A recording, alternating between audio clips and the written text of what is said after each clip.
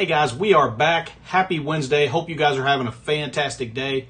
And in this video, we're going to be going over the defense that we are setting up for the last weekend of CC16 and kind of what the strategy is, why I'm doing what I'm doing, to kind of give you an idea of where my head's at, and maybe some of this information will help you guys going into the final weekend.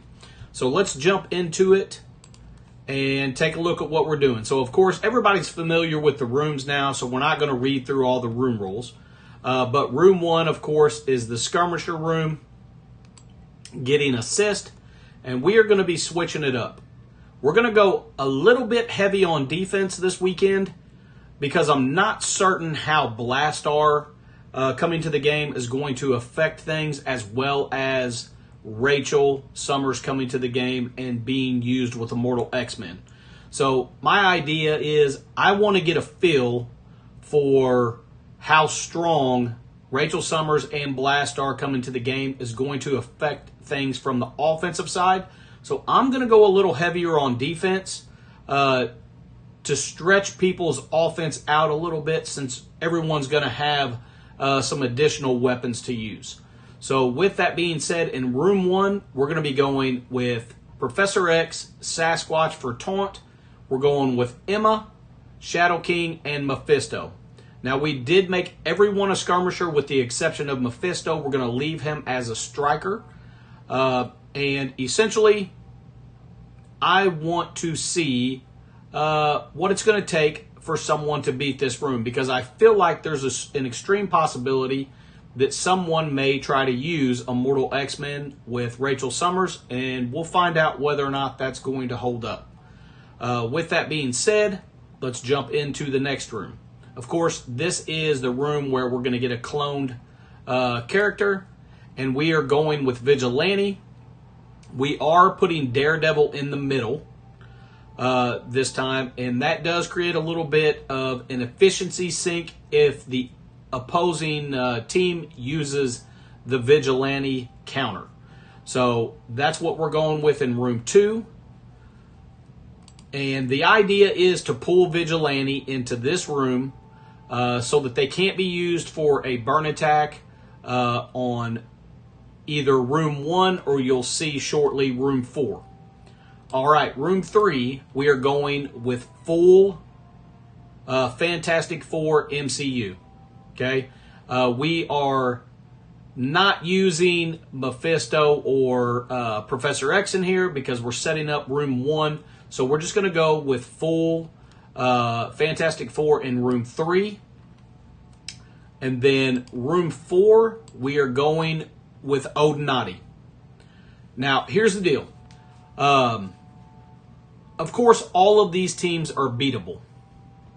Now, the whole idea behind my thinking here is I'm trying to go a little heavy on defense because I want to see how these particular teams are going to hold up against some of these new combinations that we're going to be seeing with Summers and Blastar coming to the game. So, obviously, we know Starjammers can beat that without an issue.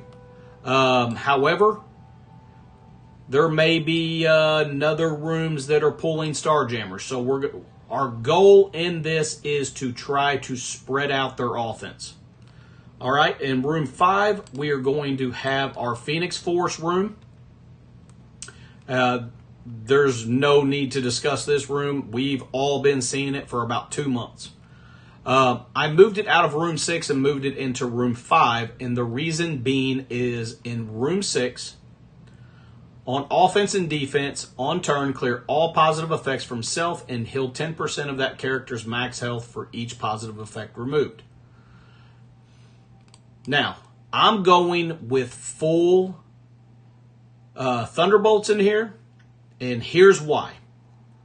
Because I have a good buddy, Diablo, which I think some of you guys have met in a couple of the lives. A lot of you guys know he is my alliance leader.